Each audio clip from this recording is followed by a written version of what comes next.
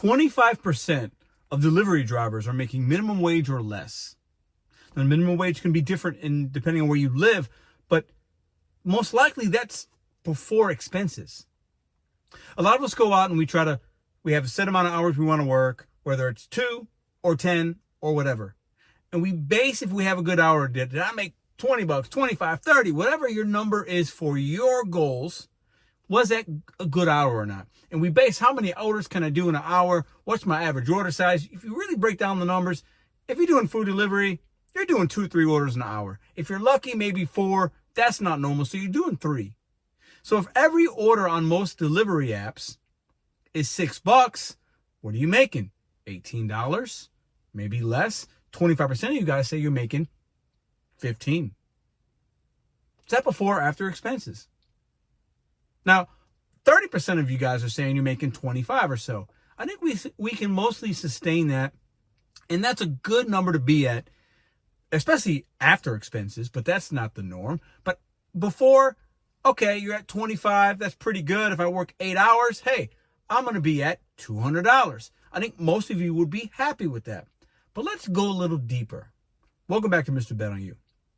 If you're doing this food delivery game, there's a lot of numbers that are important. Whether it's your miles to money, your dollar per hour, your cost per order, meaning if you really break it down, if you do a $10 order, regardless of how long it takes you, regardless of how many miles, those things will change the number. But if you're doing a $10 order, how much you actually making off that 10? Is it 9? Is it 8? Is it 7? Depending on your vehicle, depending on a lot of other factors. Hey, you should know that number, but that number will change. But I think most of us, not that it's right or wrong, but we're looking at, hey, I'm making this per hour. Because when you probably just came from a W-2 or you were salary, and even if you're salary, you can break down, hey, I'm making $50K a year, $100K a year, but I'm working 40, 50 hours. Hey, I'm making this much per hour. It's just a way that a lot of people think. Some of you guys say, hey, I don't look at the hourly pay, or that's a W-2 mindset. I hear you, but most of us look at that. Hey, I just worked my first hour and I made $30. I'm good. I did 1 order on Spark. I did 1 DoorDash. I did 1 catering. The catering paid me $60. It only took me 30 minutes, but then maybe I got nothing going on for the next hour or 2. How do you compute that? Are you looking at your active time? Or if you're an Instacart shopper and you're sitting in a Costco parking lot and you're waiting on a good batch and you made nothing that first hour, and then you made $40 your second hour because you took 1 good one, you actually gave the app 2 hours. So you made $20 an hour, right? Some of you might be saying, nope, that first hour I was on TikTok, I made a video, I did that. So no, I didn't work, so I'm not calculating that. I calculate that. When I turn the app on and then when I get home, that's how I calculate mine, because I'm giving the app all that time. And if I choose not to be active, that's on me, because the app's probably showing me something. But in my opinion, if 25% of us, 1 out of every 4, are making $15 an hour before your expenses, for that 25%, I want to say this. It might be time to find something else. Now, a lot of you might be doing it part-time. You're filling in some gaps. That's a little bit different. But I've been saying it, and I've been saying it for the last few years now. If in most marketplaces if that's what you're making consistently, I want you to try to find something else. Maybe not another app, which adding another app will probably help you because you're casting a wider net of opportunities, but you might need to just go back to a W-2. A lot of places will pay you that amount of money, and you're actually getting some kind of benefit. You're protected in some way.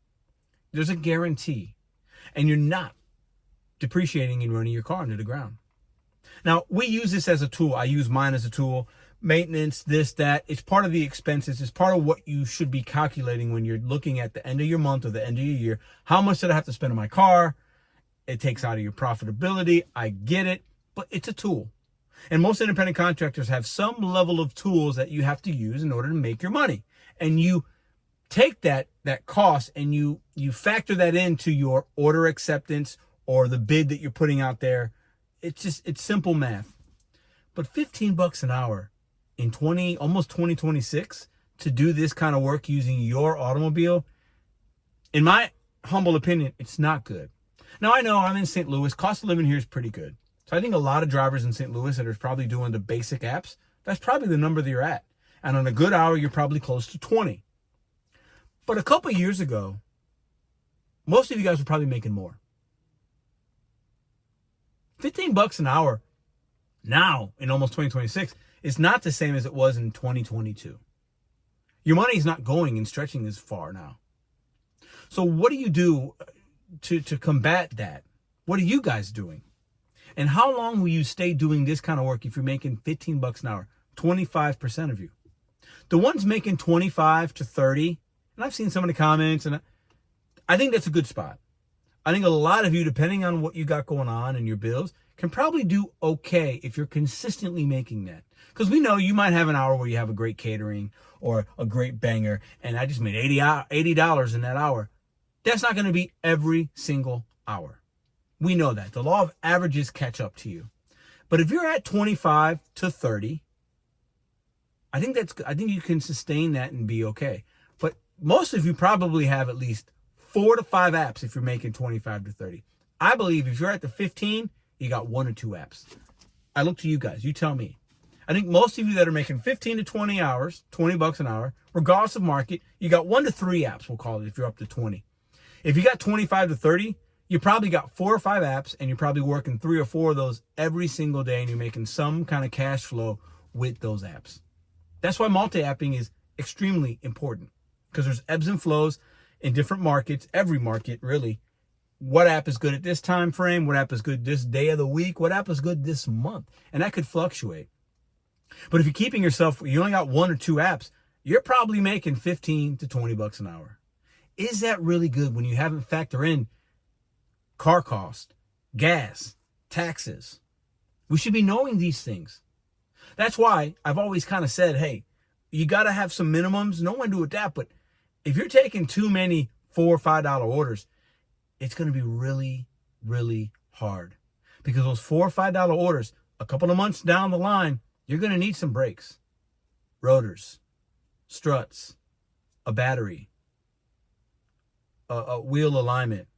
You're obviously going to need oil changes. Even if you do those things yourself, those things are costing a lot more now than it did in 2022. 25% of delivery drivers making $15 an hour. And I know the companies know this. They know exactly what the average driver's making on any given app at any given time in any given market. And as that number goes down, the pay goes down. The pay goes down, number goes down. And as they know more acceptance rate is going up, overall acceptance rate's higher than it's ever been in a gig economy on every single app. And they all track it. And they know that. And that tells them these drivers are thirsty. They're hungry. And there's more of them than ever before. We can drive the base pay down. We can have less and less promotions.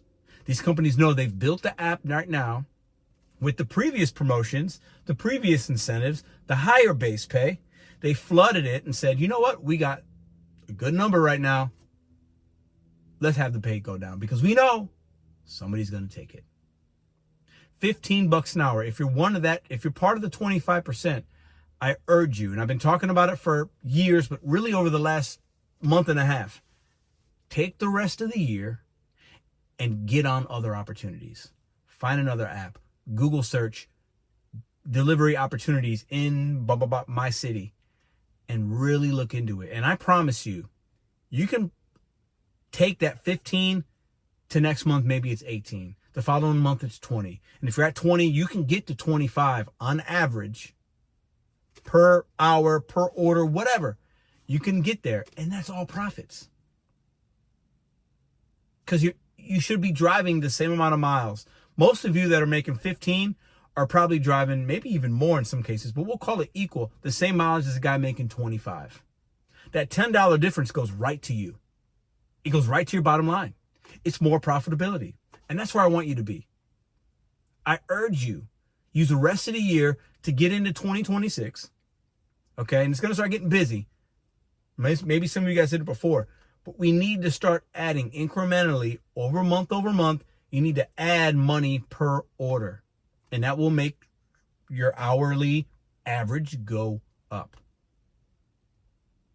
So how do you look at your numbers? Please share it with us in the comment section down below. Be helpful. Are you making more year over year? Is it about the same?